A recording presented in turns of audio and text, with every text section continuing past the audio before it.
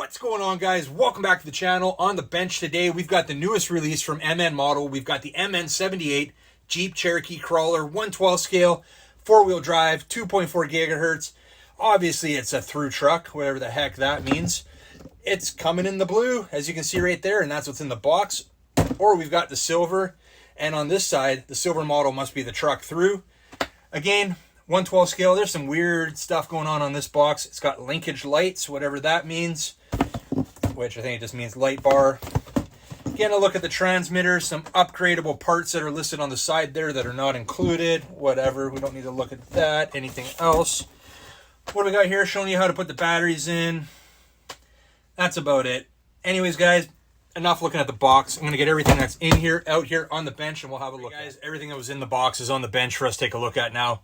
We'll start with some of the paperwork, which is very rare for an MN model. Now, if you guys follow the channel, I've got several MN models, and I think this is the first time that I recall seeing an actual operation manual included. So we've got the manual here, basically showing you how to install the batteries, how to operate the RC. Looks like we...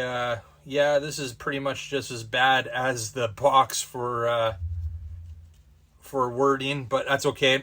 Everything you need to know is in here, how to operate it, what all the functions of the transmitter are, somewhat labeled there. It is what it is. You'd probably be better off just figuring it out on your own, but hey, they included a manual, so that's why we're showing you it. Not sure what we have here. Accessory guide. We're to install all the accessories that are right here that we will be throwing on momentarily. And what else do we have here? Well, this is very important to have a look at. I'll leave that right there for you guys to translate. And right there as well. I'm assuming that's just all info on the RC, but honestly, I really don't have a clue what the heck it is. We got a little mini Phillips screwdriver. We got some screws in there as well. And that's about it, guys. There we go. Charging cable right there. I don't see the battery yet. Must be in the RC. Anyways, with the charging cable, it's going to be that end into a standard USB outlet. There, you can see it there. And then the other end will just plug into the battery. And the transmitter. Different transmitter than I'm used to seeing. I know this one has been released on, I believe, their 110 scale model. But for myself, this is the first time I've seen this one. It's... pretty damn ugly, if I do say so myself. I didn't think there was anything wrong with the other transmitter. Let me show you.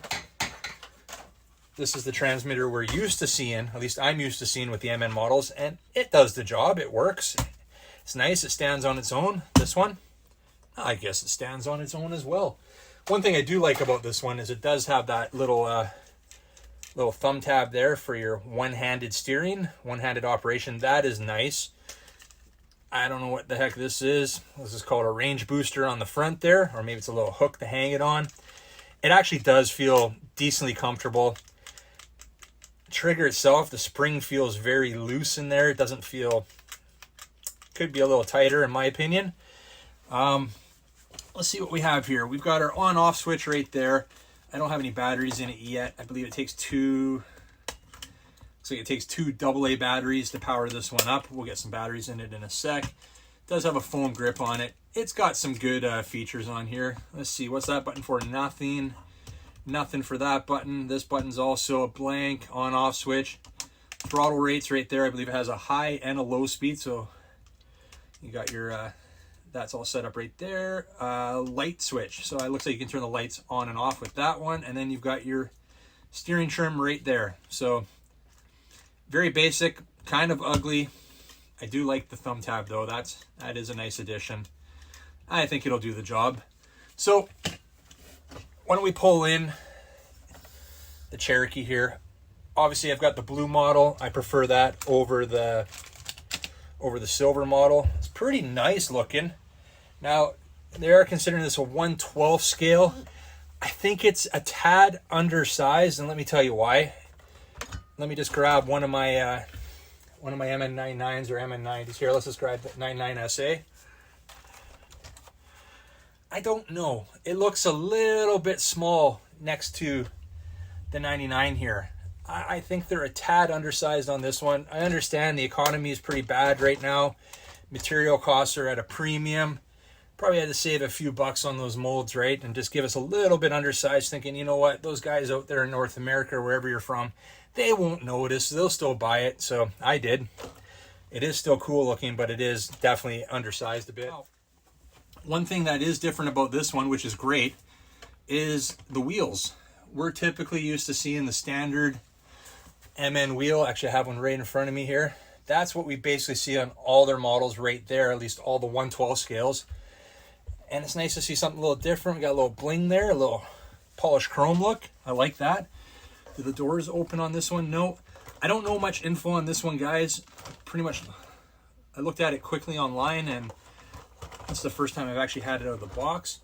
What I can see is those trademark friction shocks there with the red springs. That's a trademark of MN. We do have servo there. Looks like we got a plastic gear servo. It will most likely be a 17G servo there. I do like they've axle mounted this one, and that is something that they haven't done in the past. Again, I can pull out my 99 here. You can see the servo is way up there, way up in underneath the engine bay there, where now they've mounted it. I'm just going to keep the 99 close by. Now they've mounted it right on top of the axle. That is a great that's a great thing they did there. I like that. That is definitely better than what they've done in the past. The frame, I believe the frame, you got your metal frame there. I'm going to say, no, it's not. I thought it may have been exactly like the 99s, but looking at it now, if we give you a look at the 99 there, you see how it kind of drops down right here. It doesn't do that here. So it is not too much difference, but it definitely is different. So I wasn't expecting that. Now we got that light bar here. We're going to fire this up in a minute. Definitely a good scaled look on this one. Now we got a lot of accessories to put on here. Doesn't think anything opens for door. Oh, they do. I didn't realize that. The doors do open. Okay, that's pretty cool. The back ones don't, but the front ones do. Very nice. We got a nice looking interior in there too. For you guys who like painting them up, that's definitely a nice detailed interior there. You can paint up and make it look really nice. Roof rack, spare tire mounted on the roof there. Mine's a little squish, but I'm sure that'll correct itself and take shape here. Now, let me close these doors up. I like how those open. That's cool. Right on.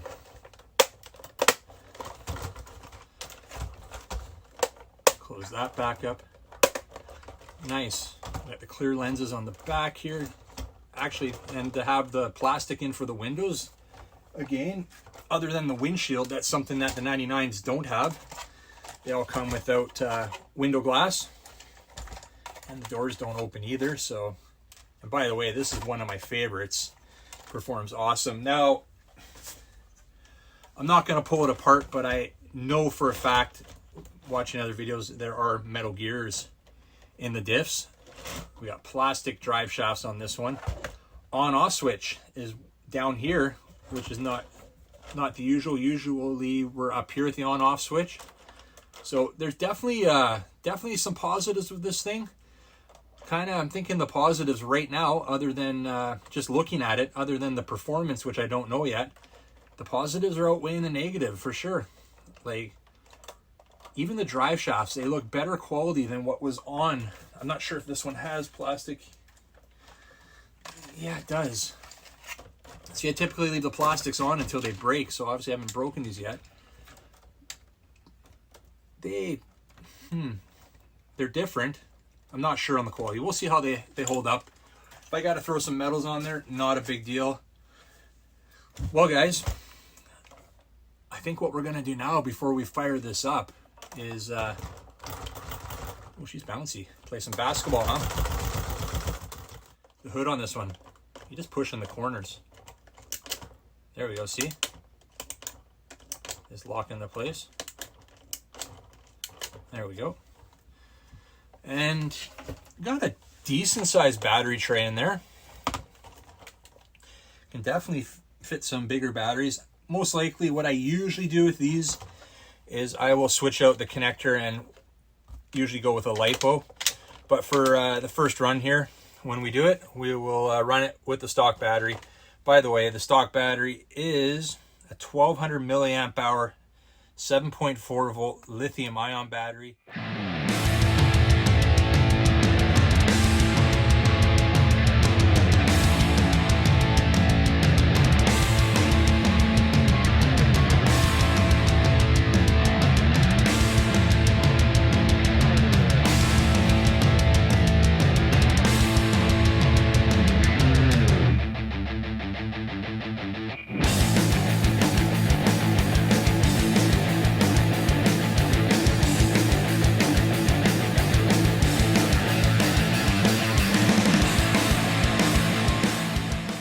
Guys, we got all the accessories mounted now. We got the mirrors, the door handles, the rear wiper, we've got the front wipers on, and even the fender flares. Those are looking pretty sweet. They fit nice to the body, as well as we got that big front bush bar on there.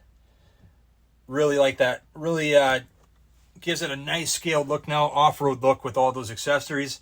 Now, the mirrors are cool. Check that out. They fold in, so if you put it over on its side, you're not going to have to worry about busting a mirror because it'll just fold in on itself.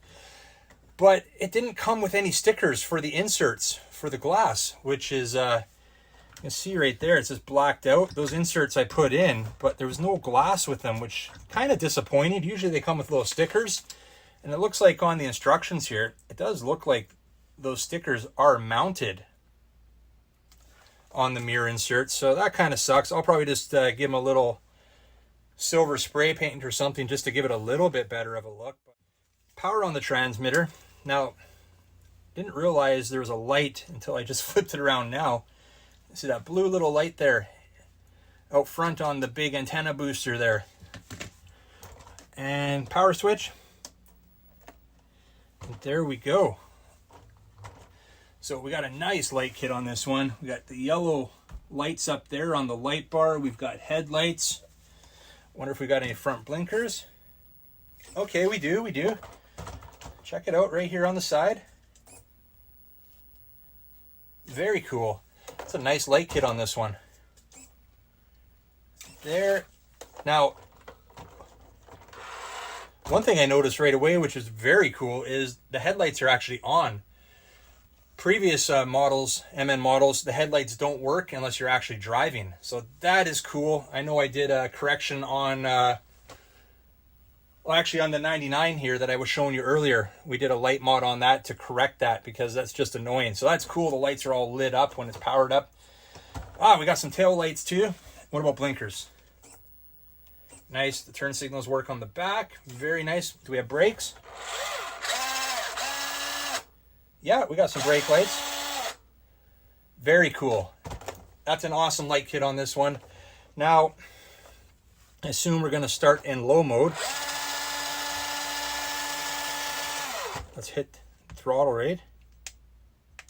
No audible sound. I don't hear.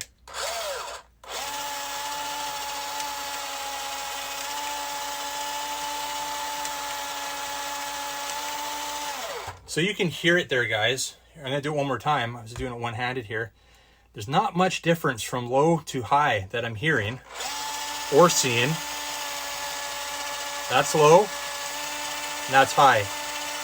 So you can hear the RPM change there. Now, I haven't charged this battery. Maybe there's a bigger difference. Maybe that battery is quite low. I don't know. But overall, guys, I'm impressed with what I see here. It's going to be a little shaky on the trails, but that's probably going to give it a bit more realistic look. Obviously, this might be a good candidate for oil-filled shocks, and we'll see. It's got some good travel in those shocks right now. Some decent ground clearance, what I'm seeing. Maybe we can just take one of these. Let's just throw it up and see. Yeah, she's got some good flex. All right, guys. Well, we're going to get ready to wrap this one up with the MN78 here. Fantastic looking scale crawler here. Definitely not a 1/12 scale as advertised. You saw it side by side with the MN40 and the MN99. Those themselves were questionable 1/12 scales, and this was definitely smaller. So we'll probably call this, at best, 1/14 scale. It's probably even a bit smaller than that, but hey, it looks awesome. Some great features on this one. The functioning light kit, the doors that open. I like those mirrors that fold in. Polished chrome wheels, the bush guard. There's some good things on this one for sure. Now there's definitely some upgrades that can happen on this one, and maybe we'll do some of those. If we do, we'll share those with you guys, but I think maybe we'll do a quick bench test here. We'll run it over the blocks here. Not bad, huh? Some nice flex. Seems to be pretty good. We almost rolled it right off the bench there. I'm impressed, guys. I'm looking forward to getting this out, having some fun with it. We're going to be taking it out, doing some backcountry crawling this weekend, so keep an eye out for that video coming soon. But for right now, let's leave it at that. You like this video, make sure you hit big thumbs up. You want to get some more info or even grab one of these MN78s for yourself, check out the link down below in the description. And if you're new to the channel, don't forget to hit that subscribe button before you head out. Remember, don't be a stranger. We'll see you on the next one. See ya.